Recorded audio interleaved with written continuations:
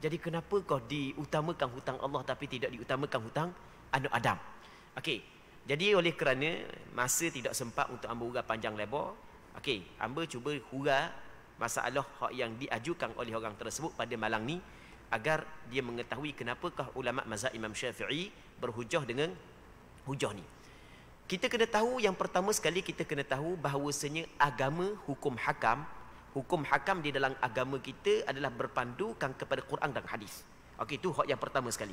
Hukum hakam di dalam agama kita berpandukan kepada Quran dan hadis, bukan berpandu kepada logik akal. Sebab itulah kata Sayyidina Ali radhiyallahu taala anhu, "Law kana ad-dinu bir-ra'yi lakana asfal al-khuffi aula bil mashi min a'lahu." Andai kata agama itu dengan logik akal, dengan pandangan, maka sapu di bawah khuf adalah lebih aula, lebih utama berbanding sapu di atas khuf. Bagi orang yang berwudu, yang memakai alas kaki, dia boleh tak basuh kaki, dia hanya sapu je di atas alas kaki tersebut, di atas sarung kaki dia. Cuma hak yang wajib sapu atas. Hak yang wajib sapu atas, kalau disapu bawah tidak memada, mesti kena sapu atas. Kata Sayyidina Ali, andai kata agama tu dengan logik, maka pastinya sapu bawah tu lebih utama, sebab hak tempat kotor bukan atas, tempat kotor bawah. Tapi Rasulullah, aku tengok Rasulullah sapu atas, Rasulullah sapu bawah. Jadi agama ni bukan mengikut logik. Agama ni adalah berdasarkan kepada dua wahyu. Wahyu Al-Quran dan wahyu As-Sunnah. Okey. Itu kita kena faham asas muslimin muslimat yang dirahmati oleh Allah Subhanahu wa taala. Yang keduanya, hutang ni adalah benda yang berat belaka. Sama ada hutang dengan Allah, hutang dengan anak Adam, kedua-dua adalah benda yang berat. Bukan kita jangan anggap hutang dengan anak Adam sahaja berat, hutang dengan Allah tidak berat. Tidak. Kedua-dua hutang adalah berat. Hutang dengan Allah pun berat, hutang dengan anak Adam pun berat. Muslimin muslimat yang dirahmati oleh Allah Subhanahu wa taala. Dalam hadis yang diriwayat oleh Imam Tirmizi dalam kitab Sunangnya, diriwayat oleh Imam Ahmad bin Hanbal dalam kitab Musnadnya, kata Nabi sallallahu alaihi wasallam, "Nafsul mu'min mu'allaqatun bidainihi hatta yuqda anhu." Maksudnya, roh orang beriman apabila dia mati tergantung dengan hutangnya, tergantung dengan hutang. Baik, perkataan hutang di sini, perkataan hutang hak yang kita faham secara zahirnya adalah hutang anak Adam, tetapi dalam hadis tidak disebut hutang anak Adam ke hutang dengan Allah Subhanahu wa taala. Tapi dalam hadis menyebut bahawasanya jiwa roh orang beriman tergantung dengan hutangnya sehingga diselesaikan hutang untuknya. Jadi memang berat. Permasalahan hutang memang berat. Tetapi ketika muslimin muslimat yang dirahmati oleh Allah Subhanahu wa taala, kita kena ingat apabila seorang tu berhutang dengan anak Adam, maka kita bahagikan kepada dua. Yang pertamanya, masa dia berhutang saat itu dia kosak untuk bayar hutang. Dia kosak untuk bayar. Yang keduanya, dia ketika dia berhutang dengan anak Adam, dia kosak tak mau bayar. Dia dua golongan ini berbeza. Dua golongan ini berbeza. Golongan hak yang dikatakan roh dia tergantung dengan sebab hutangnya adalah golongan hak yang berhutang, ketika dia berhutang dia kosak tak mau bayar. Okey, boleh faham. Dia kosak tak mau bayar. Ataupun dia kosak nak bayar, sampai masa bayar dia ada benda hak yang boleh bayar, tiba-tiba dia tak bayar. Maka golongan ini sahaja hak yang roh dia tergantung. Manakala orang hak yang berhutang dengan anak Adam, orang hak yang berhutang dengan anak Adam, apabila dia kosak nak bayar, dia kosak nak bayar hutang dia kosak nak bayar, cuma tidak sempat dia bayar, tiba-tiba dia meninggal dunia. Ataupun dia kosak nak bayar, sampai masa nak bayar tak ada pitih nak bayar. Okey, bukan semua orang ada pitih. Ada orang ada pitih, orang tidak ada pitih. Orang hak ada pitih boleh tidak cakap. Ada sebagai orang tak ada pitih, sampai masa tertentu tak boleh nak bayar. Baik, golongan hak yang ada kosak nak bayar hutang tapi dia tidak mampu untuk bayar, maka golongan ini dia tidak termasuk dalam hadis tersebut. Hadis hak yang kata roh orang beriman tergantung. Kita jangan ambil satu hadis terus kita meletakkan hukum secara umum, bahkan kita kena tengok kepada dalil-dalil yang lain. Di sana ada hadis yang dikeluarkan oleh Imam Bukhari di dalam kitab sahihnya, muslimin muslimat yang dirahmati oleh Allah Subhanahu wa taala. Nabi sallallahu alaihi wasallam bersabda, "Man akhadha amwalan nas yuridu ada'aha addallahu anhu, wa man akhadha amwalan nas wa man akhadhaha yuridu itlafaha atlafaha Allah." Maksudnya, sesiapa yang mengambil harta manusia dengan kosak untuk bayar balik, Maksudnya dia berhutang harta manusia dengan kuasa untuk bayar balik. Itu maksud man akhadha amwalan nas yuridu adaaha. Kata Nabi sallallahu alaihi wasallam, addallahu anhu, Allah Taala akan tunaikan hutang dia. Allah Taala akan tunaikan hutang dia. Wa man akhadha yuridu itlafaha atlafahu Allah. Sesiapa yang mengambil harta manusia dengan kuasa untuk merosakkan, untuk membinasakan, untuk menghabiskan, bukan nak tunai balik harta manusia, maka Allah Subhanahu Wa Taala akan menghabiskan harta tersebut. Maksudnya dia saat itu payah untuk menunaikan hutang orang yang dia berhutang. Baik. Jadi oleh kerana di sana ada hadis yang Rasulullah menyebut bahawasanya sesiapa yang mengambil harta manusia dan dia nak bayar balik, maka Allah Taala bayar balik, Allah Taala akan bantu untuk dia menyelesaikan hutang dia.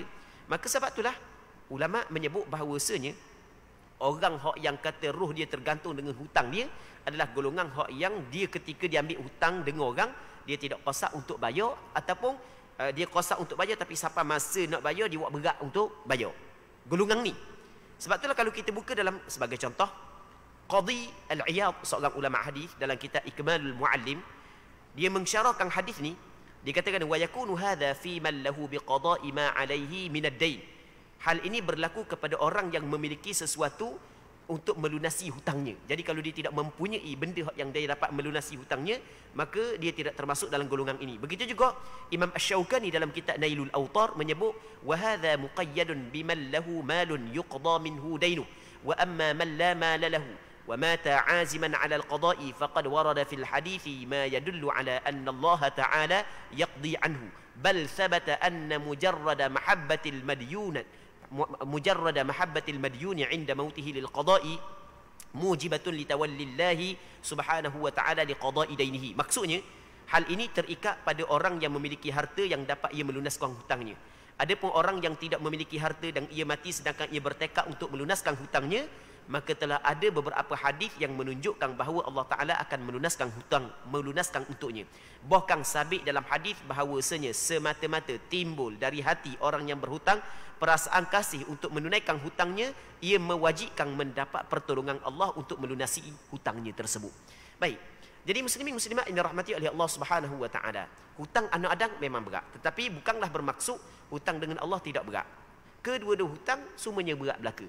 Cuma kita kena faham bahawasanya ketika berlaku pertembungan di antara hutang Allah dengan hutang anak Adam, sedangkan harta saat itu tidak dapat dijelaskan kesemua hutang tersebut, manakah yang perlu didahulukan?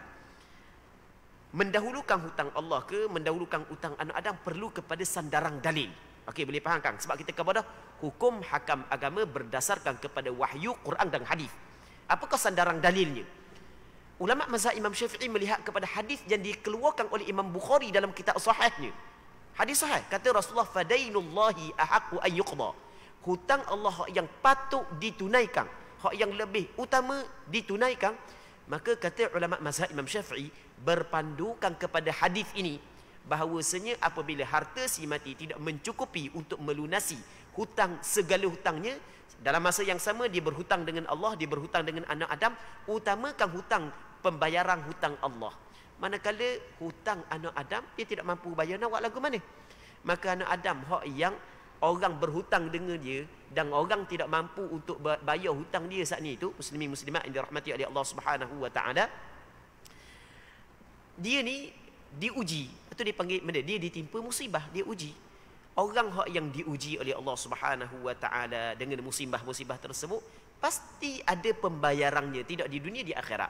Allah Ta'ala bayar kat lain ke, ataupun Allah Subhanahu Wa Ta'ala bagi pahala dia ke negeri akhirat. Maksudnya dia tidak rugi sama sekali. Kita jangan anggap rugi, sebenarnya tidak rugi. Kita bantu orang sebenarnya tidak rugi sama sekali. Cukuplah kata Nabi sallallahu alaihi wasallam, man yassara ala mu'sirin yassarahullahu fid dunya wal akhirah. Sesiapa hak yang mempermudahkan kepada orang hak yang susah, maka Allah Taala akan permudahkan kepadanya di dunia dan di akhirat.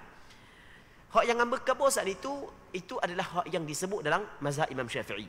Okey, hamba buat mari beberapa kitab daripada mazhab Imam Syafi'i. Sebagai contoh hamba sebut dalam kitab Tuhfatul Muhtaj karangan Imam Ibn Hajar Al-Haytami. Begitu juga dalam kitab Nihayatul Muhtaj karangan Imam Ramli, dalam kitab Mughnil Muhtaj karangan Khatib Asy-Syirbini. Ya, tiga kitab ni adalah kitab yang menjadi sandaran di dalam hukum hakam dalam mazhab Imam Syafi'i. Kitab besar yang dijadikan rujukan dalam mazhab Imam Syafi'i. Sebagai contoh hamba baca daripada kitab Mughnil Muhtaj. Okey. Pengarang kitab Mughnil Muhtaj Khatib Asy-Syirbini sebut lagu mana? Thumma tuqda minha duyunu. Kemudian ditunaikan daripada harta peninggalan si mati akan segala hutangnya. Al-muta'alliqatu bi dhimmatihi, hak yang bersangkut paut dengan tanggungannya. Mana-mana hutang si mati, hak yang si mati tanggung, maka ditunaikan hutang dia daripada harta pusaka tersebut. Sawa'un adhina al-mayyitu fi dhalika am la, lazimathu lillahi ta'ala am li adami. Tak kiralah si mati masa ketika dia hidup dia izin ataupun tidak, tak kira sama ada hutang saat itu bagi Allah Ta'ala ataupun hutang kepada anak Adam. Lepas tu kata Khatib Asy-Syirbini, wa yuqaddamu dainullahi ta'ala kaz-zakati wal kafarati wal haji ala dainil adamiyyi fil asah. Dan diutamakan hutang Allah Ta'ala seperti pembayaran zakat, kafarah, mengerjakan haji di atas hutang anak Adam mengikut pandangan yang lebih sahih. Baik, muslimin muslimat yang dirahmati oleh Allah Subhanahu wa taala. Baik. Jadi kita baca hadis yang ke-378 daripada kitab Bulughul Maram. Kita harap berkenaan dengan apa yang kita sebut saat ini itu jelas kepada kita. Katanya, wa anhu sami'tu Rasulullah sallallahu alaihi wasallam yakhtub yaqul la yakhluwanna rajulun bimra'atin illa wa ma'aha dhu mahram wa la tusafiru al-mar'atu illa ma'a dhi mahram. Faqama rajul فقال يا رسول الله إن امرأتي خرجت حاجة وإني اكتتبت في غزوة كذا وكذا. قال انطلق فحج مع امرأتك. متفق عليه واللفظ لمسلم. Maksudnya daripada Abdullah bin Abbas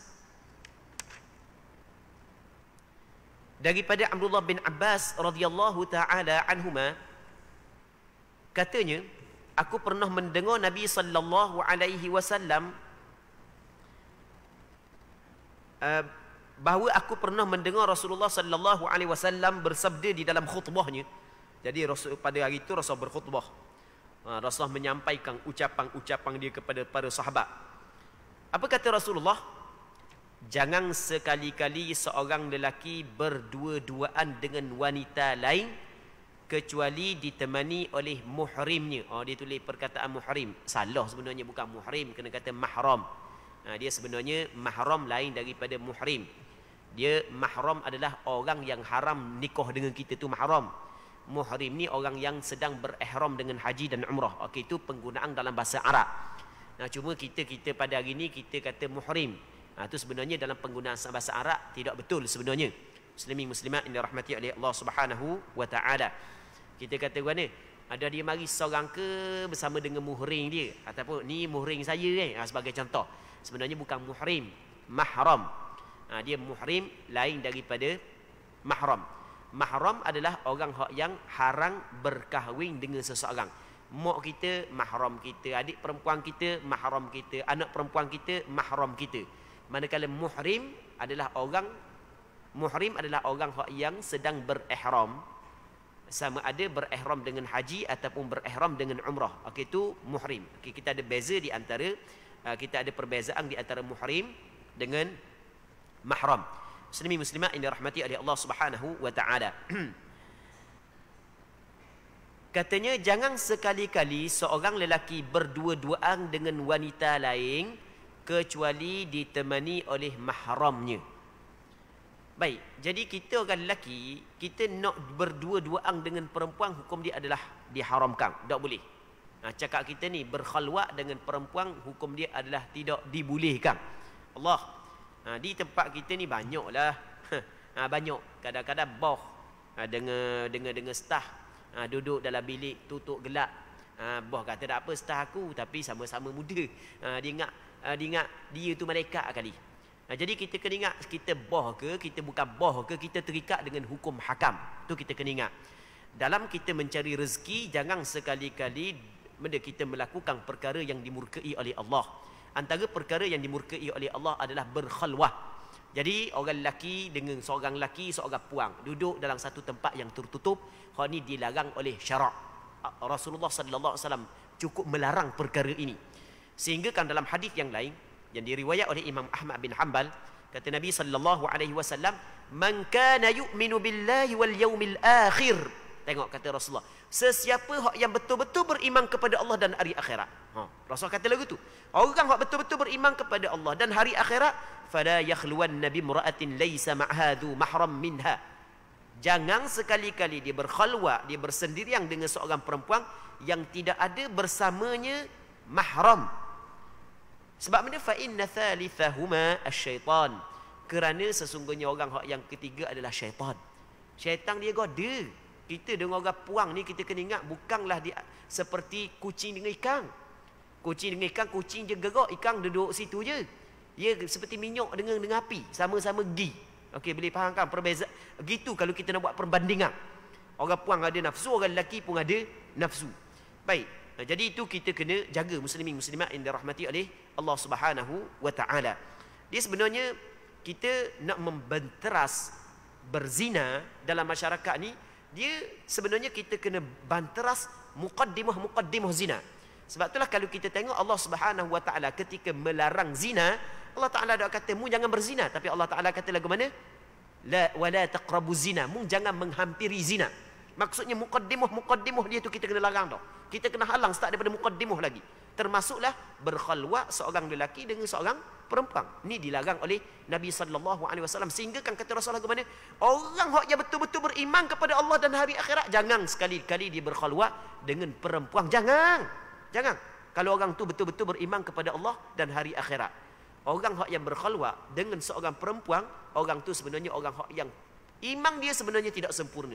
Iman dia bermasalah. Sebab Rasulullah kabur lagu tu dalam hadis Nabi sallallahu alaihi wasallam. Muslimin muslimat yang dirahmati oleh Allah Subhanahu wa taala. Dalam satu hadis sahih yang lain kata Rasulullah sallallahu alaihi wasallam, "Ma taraktu ba'di fitnatan hiya adarra 'ala ar-rijali minan nisa." Tidak aku tinggal selepas daripada kewafatanku, setelah daripada kewafatanku, aku tidak meninggalkan setelah daripada kewafatanku satu fitnah yang paling berat, yang cukup memberi mudarat, yang cukup memberi kesan kepada lelaki berbanding dengan perempuan. Fitnah yang paling besar sekali, hak yang memberi mudarat kepada lelaki setelah daripada kewafatan Rasulullah adalah perempuan. Sebab itulah kita kena jaga muslimin muslimat yang dirahmati oleh Allah Subhanahu wa taala. Dia tak kira tua muda ni, dia kira ada nafsu ke tak. Jangan kata hamba tua dah, hai jangan. Setiap benda yang tercicir pasti ada pemetiknya, pasti ada pemungutnya. Tak kita orang lain pungut. Tu kita kena perhati. Kita kena berhati-hati muslimin muslimat yang dirahmati oleh Allah Subhanahu wa taala. Jadi kata Nabi sallallahu alaihi wasallam, jangan seorang lelaki dia berkhalwat dengan seorang perempuan melainkan kena ada bersamanya zu mahram. Maksudnya mahram. Mahram siapa? Okey, mahram siapa? Kata ulama, mahram perempuan pun tak apa, mahram lelaki pun tak apa. Kalau mahram perempuan sebagai contoh lelaki, mahram perempuan hak lelaki, maksudnya abang dia ada, ayah dia ada, pak dara dia ada. Baik, nak keluar dengan orang puang, tunang kita, tunang ke tak tunang? Dia tunang tu dia bukan lesen untuk menghalalkan pergaulan di antara lelaki dan perempuan, bukan. Dia nikah baru halal. Dia orang puang dia nak kawan-kawan, nikah je boleh, kahwin je boleh. Jadi kalau nak keluar dengan orang puang dia tak boleh, mesti kena bawa bersama dengan hak keluar saat itu, mesti kena bersama dengan mahram kepada perempuan tersebut. Abang lelaki dia ke, adik lelaki hak yang balik dah ke, ataupun pak dara dia ke, ayah ke dia ke, toki dia ke, ataupun benda lagi anak dara dia hak besar dah ke, tu tak ada masalah. Ataupun mahram laki-laki pun boleh juga, mahram laki-laki. Maksud benda mahram laki-laki, yang orang lelaki ni nak keluar dengan orang puang, dia bawa mahram dia. Maksud benda mahram dia bawa adik puang dia, ataupun kakak dia, ataupun mak dara dia, ataupun mak dia. Maksudnya ada keluarga dia bersama dengan dia ketika dia keluar dengan orang puang. Hak tu tidak menjadi masalah muslimin muslimat yang dirahmati oleh Allah Subhanahu wa taala. Ketika Rasulullah sallallahu alaihi wasallam menyebut jangan berkhalwat seorang lelaki dengan seorang perempuan, melainkan kena ada bersamanya mahram. Baik, okey, kita boleh faham mahram di sini boleh mahram perempuan ataupun mahram lelaki. Kalau mahram perempuan maksudnya hak lelaki lah. Kalau mahram lelaki hak puang. Okey, boleh faham kan? Mahram perempuan hak lelaki, mahram lelaki hak puang. Tu kita kena faham molek tau. mama dia nak keluar dengan Minah. Contoh kita kata mama dengan Minah tak ada perhubungan dia pun, tak nikah pun. Tunang tak boleh, bukan tunang saat itu menghalalkan dah, ikatan pertunangan dia tidak menghalalkan. Kita jangan anggap benda tu halal. Tapi ibu bapa kita di zaman kita apabila tunang ikut dah nak keluar pun dah tunang dah kat Allah Rabbi. Sebenarnya dia redha dengan maksiat dah lah, anak dia buat maksiat dia redha pula. Tu dosa sebenarnya. Allah Rabbi, muslimin muslimat yang dirahmati oleh Allah Subhanahu wa taala. Ibu bapa hak yang buat perkara tersebut sebenarnya adalah ibu bapa yang tidak menjaga amanah yang Allah Taala bagi kepada dia. Itu dia khianat terhadap amanah Allah Subhanahu wa taala. Baik, tu kita kena jaga muslimin muslimat. Kau nak bagi juga biar ada abang dia. Tu ataupun ada pak dara dia, bawa ayah sekali lah. Bawa ayah sekali. Baik. Ataupun bawa pak dara dia, tok ki pun tak apa. Tok ki umur 80 bawa sekali. Tok ki biarlah tolak dalam kursi roda pun. Bawa sekali tok ki. Kalau nak tu sangat. Ataupun bawa mahram kepada orang lelaki pun tak apa. Okey, orang lelaki tu keluar dengan mak dia ataupun dengan kakak dia ataupun mak dara dia ataupun tok nenek dara dia, apa boleh juga. Tok nyang dia, hok puang ke, boleh juga. Baik. Okey. Muslimin muslimat yang dirahmati oleh Allah Subhanahu wa taala. Rasul kata jangan berkhalwat seorang lelaki dengan seorang perempuan melainkan ada mahram. Maka ulama kata, Rasul kata seorang lelaki dengan seorang perempuan. Kalau seorang lelaki ramai orang puang, apakah hukum? Kalau ramai orang lelaki seorang perempuan, adakah dia mengambil hukum yang sama ataupun hukum yang berbeza? Di sini ulama bincang sebab Rasul kata jangan berkhalwat seorang lelaki dengan seorang perempuan. Okey, orang lelaki seorang, orang puang ramai. Yang mana orang puang ni ramai, bukan seorang, orang puang ni ramai, 2-3 orang keluar. Boleh ke tak? Baik. Di sini sebahagian daripada ulama muslimin muslimat yang dirahmati oleh Allah Subhanahu wa taala mengatakan hukum dia adalah boleh. Sebagai contoh dalam kitab Hasyiah Al-Jaman, dalam kitab mazhab Imam Syafi'i dikatakan yajuzu khalwatu rajulin bimra'atain, tapi dengan syarat thiqatain. Harus seorang lelaki berada bersama dengan 2 orang perempuan yang thiqah, yang boleh dipercayai kedua-duanya. Kalau orang puang 2 orang yang boleh dipercayai boleh. Jadi kalau sekiranya kita jabat kita tutup molek, kita nak suruh staf kita hok puang anak dara masuk ke ataupun hok yang lawa-lawa lagi masuk, biar 2 orang, jangan seorang. Jangan seorang. Sebab benda tu kita kena ingat dia terikat dengan hukum hakam. Macam hok yang ambil ke bawah ni. Sekurang-kurang biar masuk 2 orang. Sebab kata ulama kalau 2 orang tak ada masalah, orang puang 2 orang. Lepas tu kalau orang lelaki ramai orang puang seorang, mana pula? Baik, orang lelaki ramai orang puang seorang. Hak ni muslimin muslimat yang dirahmati oleh Allah Subhanahu wa taala, ulama fiqh berselisih pandangan. Sebahagian ulama fiqh kata tak boleh. Sebab boleh orang lelaki dia pakat ramai-ramai tu dia khianat kepada seorang perempuan.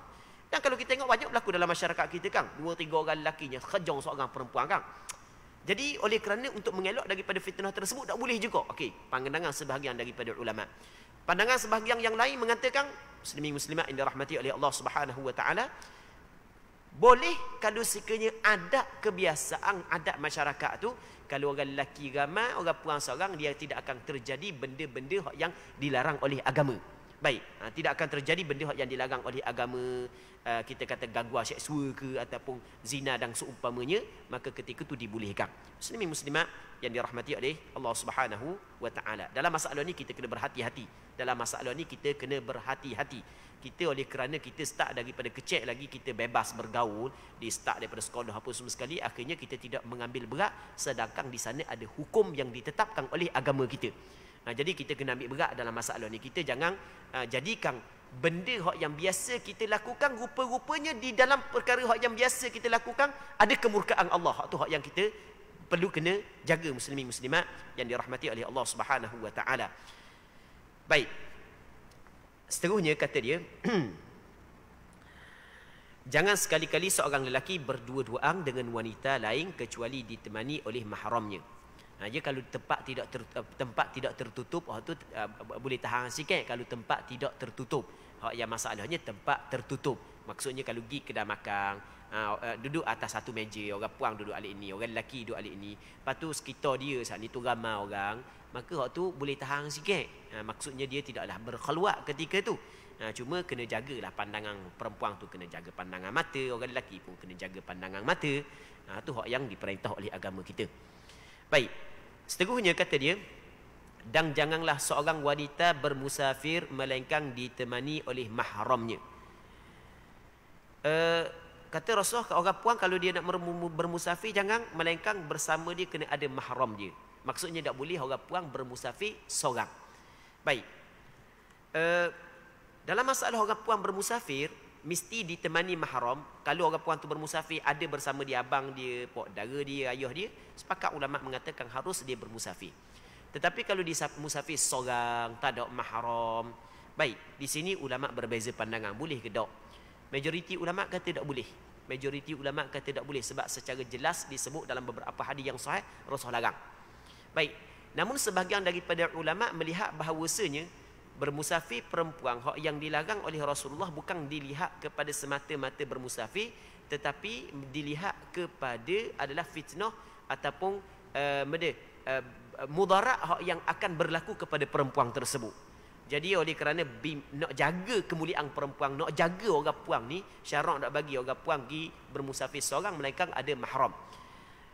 Jadi sebahagian daripada ulama melihat bahawasanya larangan syarak musafir perempuan tanpa ditemani oleh mahram adalah untuk menjaga perempuan itu sendiri. Maka jadi bermakna kalau kita berada di zaman yang mana kenderaan saat ni itu ataupun perempuan dia musafir seorang pun dia selamat, aman, maksudnya tidak ada kekacauan dan seumpamanya, maka ketika itu dibolehkan. Okey, itu atas pandangan sebahagian daripada ulama. Okey, jadi oleh kerana masalah ni ada perselisihan di kalangan ulama ketika mana perempuan bermusafir seorang tanpa ada mahram, bermusafir seorang tanpa ada mahram, berlaku perselisihan di kalangan ulama. Tapi dengan syarat selamatlah diri dia, selamat daripada benda-benda yang mendatangkan mudarat kepada diri, gangguan-gangguan daripada lelaki-lelaki, hidung belang dan seumpamanya. Berlaku khilaf. Kalau tidak selamat daripada gangguan, maka hak tu jelas sepakat ulama mengatakan haram. Kalau selamat daripada gangguan, contoh kita kata dia naik bah dengan ramai-ramai, lepas tu hak yang atur ke saya bah saat ni tu keluarga dia, hak yang sambut di sana pun keluarga dia, maka maksudnya selamatlah. Ataupun naik kapal terbang, dia hantar di lapangan terbang pun keluarga dia, ambil sana pun keluarga dia, maksud selamatlah. Baik, maka ketika tu berlaku khilaf di kalangan ulama boleh ataupun tidak. Majoriti ulama kata tidak dibolehkan, mereka mesti kena ada mahram. Sebahagian daripada ulama mengatakan boleh. Baik, jadi apabila berlaku khilaf, maka sebaik-baiknya adalah kita orang puang kalau nak musafir mesti bersama dengan mahram. Muslimin muslimat yang dirahmati oleh Allah Subhanahu wa taala. Sebab itulah kalau kita nak pergi Mekah nak pergi Mekah orang puang kalau nak pergi Mekah dia kena ada mahram tu kan. Sebab itulah sebenarnya, sebab kerana ada hadis sebenarnya. Jadi ulama-ulama di Arab Saudi dia berpegang kepada pandangan majoriti ulama, tidak boleh orang puang bermusafir melainkan kena ada mahram. Baik. Katanya maka berdirilah seorang lelaki lalu bertanya, ketika Rasul kabur lagu tu ada seorang lelaki di kabur ni, wahai Rasulullah, isteriku hendak mengerjakan ibadat haji, sedangkan aku telah mendaftarkan diri untuk berjihad di medan perang. Di medan perang sekian.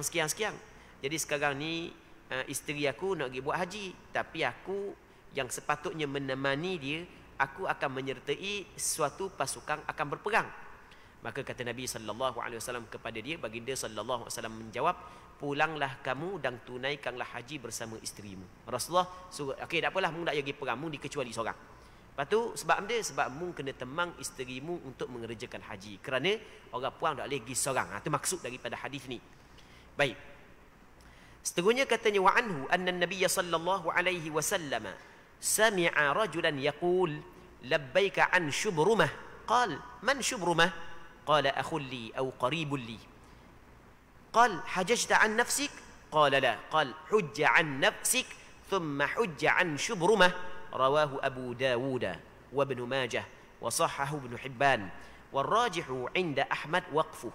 Maksudnya daripada Abdullah bin Abbas radhiyallahu taala anhuma, katanya Nabi sallallahu alaihi wasallam pernah mendengar seorang lelaki dia kata, jadi ketika dalam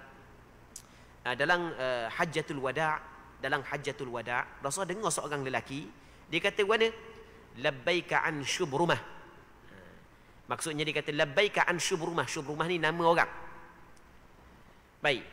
Jadi aku menyahut surangmu ya Allah untuk shubrumah. Nabi sallallahu alaihi wasallam bertanya kepada dia, Kebetulan Rasulullah dengar. Orang ramai tapi kebetulan dekat dengan Rasulullah. Nak jadi tahu nak jadikan ceritanya. Maka Rasul tanya dia, siapa Syubrumah sebenarnya? Siapa? Lelaki itu menjawab, saudara lelakiku ataupun qarabatku. Maksudnya keluarga aku lah. Baik, jadi bermakna dia nak tolong buat haji untuk orang lain. Itu maksudnya dia nak tolong buat haji untuk Syubrumah. Yang mana Syubrumah ni ada riwayat menyebut saudara lelakiku, adik-beradik dia. Ada riwayat yang kedua menyebut bahawasanya dia adalah keluarga dia. Keluarga dia. Bukan adik-beradik, sebut keluarga dia. Keluarga dia merangkumi adik-beradik dan merangkumi bukan adik-beradik. Mungkin pak dara dia, mungkin tok dara dia, mungkin sepupu dia. Baik. Jadi perawi kita sebenarnya syok. Jadi dalam hadis tu sebut saudara lelaki aku ke ataupun keluarga aku. Dia panggil syok lah. Syok daripada seorang perawi. Yang penting maksudnya dia ingin mengerjakan haji kepada Syubrumah. Lalu Nabi SAW bersabda. Rasul tanya dia, apakah kamu sudah menunaikan haji? Mu buat lagi haji untuk dirimu. Mu nak buat haji untuk orang ni, buat lagi haji untuk dirimu. Lelaki itu menjawab, belum. Nabi SAW bersabda, tunaikanlah haji untuk dirimu, kemudian barulah untuk Syubrumah. Jadi mu kena buat dulu haji untuk dirimu, barulah buat haji untuk orang. Maka berpandukan kepada hadis ini, muslimin muslimat yang dirahmati oleh Allah Subhanahu wa taala, orang yang ingin mengerjakan badal haji, orang yang nak tolong buat haji untuk orang lain, mesti dia telah mengerjakan haji untuk diri dia. Tak boleh dia nak buat haji untuk orang lain sedangkan dia sendiri dah buat haji lagi. Kita nak buat haji untuk orang lain. Okey, katakanlah kita nak buat haji untuk mak kita ataupun untuk ayah kita ataupun untuk anak kita yang telah meninggal dunia. Okey, kita pastikan kita buat haji dulu. Lepas kita buat haji, barulah kita buat haji untuk orang lain.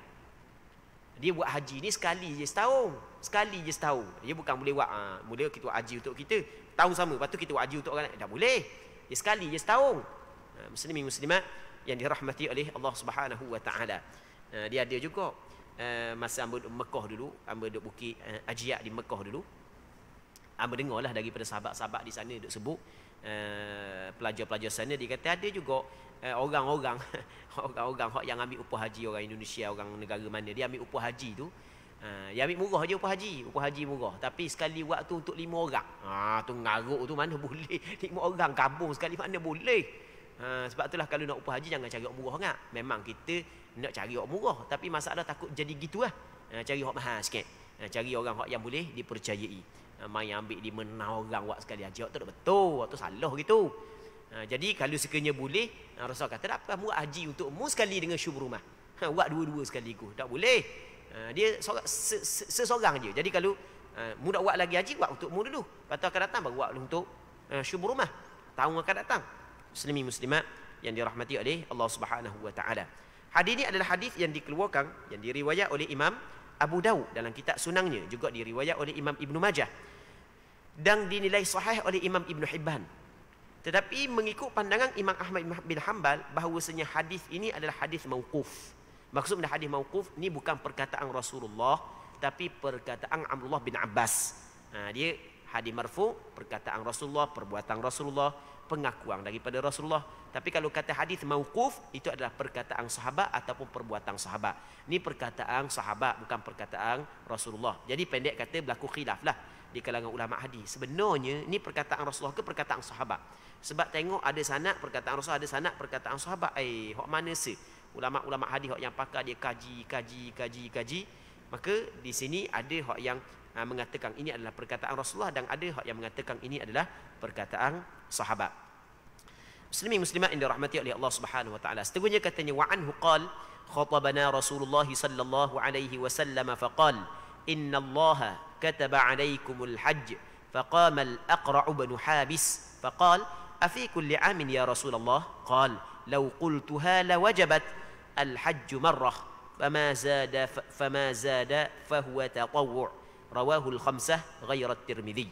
Maksudnya daripada Abdullah bin Abbas radhiyallahu taala anhuma, katanya Rasulullah sallallahu alaihi wasallam dalam khutbahnya kepada kami mengatakan, okey, satu ketika Rasulullah sallallahu alaihi wasallam berkhutbah. Dalam khutbah tersebut Rasul kata lagu mana? Sesungguhnya Allah Taala mewajibkan kepada kamu ibadat haji. Kena ingat, ibadat haji adalah suatu ibadat yang diwajibkan oleh Allah Taala kepada kita. Baik, Allah Ta'ala telah mewajibkan kepada kamu ibadat haji. Ini ketika Rasul berkhutbah, Rasul khabar kepada para sahabat dia secara khususnya dan kepada umat dia, termasuklah kita secara umumnya. Maka ada seorang sahabat Rasulullah yang dikenali sebagai Al-Aqra' bin Habis radhiyallahu anhu. Dia kata lagu mana? Dia pun berdiri lalu bertanya, wahai Rasulullah, apakah untuk setiap tahun? Maksudnya kewajipan haji ni setiap tahun ke? Setiap tahun ke wajib haji? Baginda menjawab, seandainya aku mengiyakan, tentu akan diwajibkan setiap tahun. Namun haji itu hanya sekali sahaja, sedangkan selebihnya adalah sunat. Hadis ini diriwayat oleh 5 orang ulama hadis selain daripada Imam Tirmizi, dikeluarkan oleh Imam Abu Dawud, Imam An-Nasai, Imam Ibn Majah. Hadis ini adalah hadis sahih muslimin muslimat yang dirahmati oleh Allah Subhanahu wa taala. Maka berpandukan kepada hadis ini, kata ulama, kewajipan haji hanyalah sekali seumur hidup bagi orang yang mampu, bukan setiap tahun. Sekali seumur hidup. Orang mampu sekali je seumur hidup. Baik. Cuma kewajipan haji, ulama berbeza pandangan, adakah wajib haji wajib mudayyak ataupun muwassa'? Okey, apa perbezaan di antara mudayyak dan muwassa'? Mudayyak ni sempit. Muwassa' makna luas. Maksud dia, kalau orang tu ada dah pitih, ada dah kemampuan, mesti dia kena buat lalu ke ataupun tak apa, buat tahun depan pun tak apa, tahun depan tu pun tak apa. Okey, kalau cakap kita kok, kalau dia nak daftar dengan tabung haji, apabila cukup pitih, wajib dia daftar lalu ke ataupun daftar tahun depan pun tak apa, daftar tahun lu pun tak apa. Okey, sebagai contoh kan, di sini berlaku khilaf.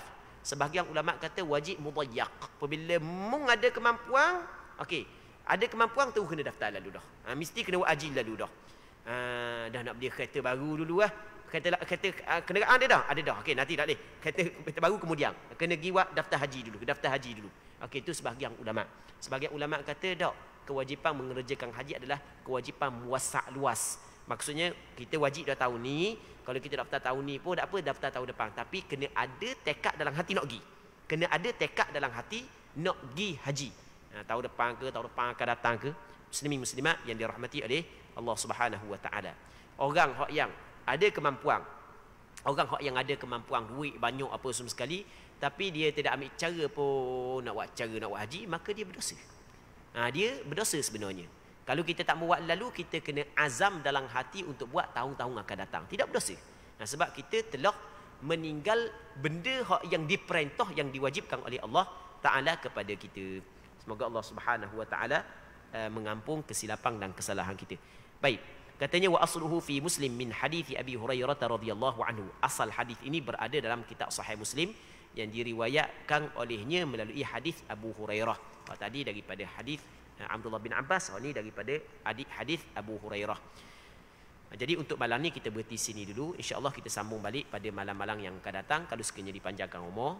Kita berdoa agar apa yang kita bincang pada malam yang mulia ini diberkati oleh Allah Subhanahu wa taala. Allah Subhanahu wa taala a'la wa a'lam, wa sallallahu ala sayyidina Muhammad wa ala alihi wa sahbihi ajma'in, walhamdulillahi rabbil alamin.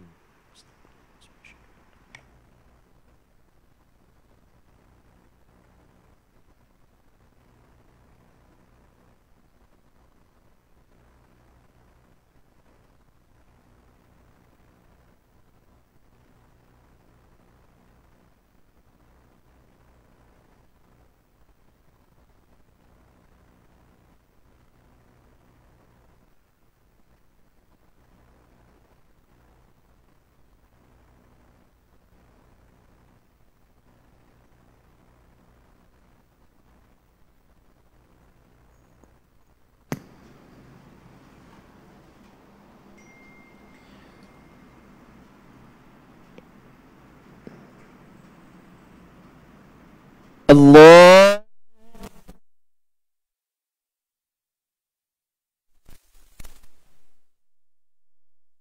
Allah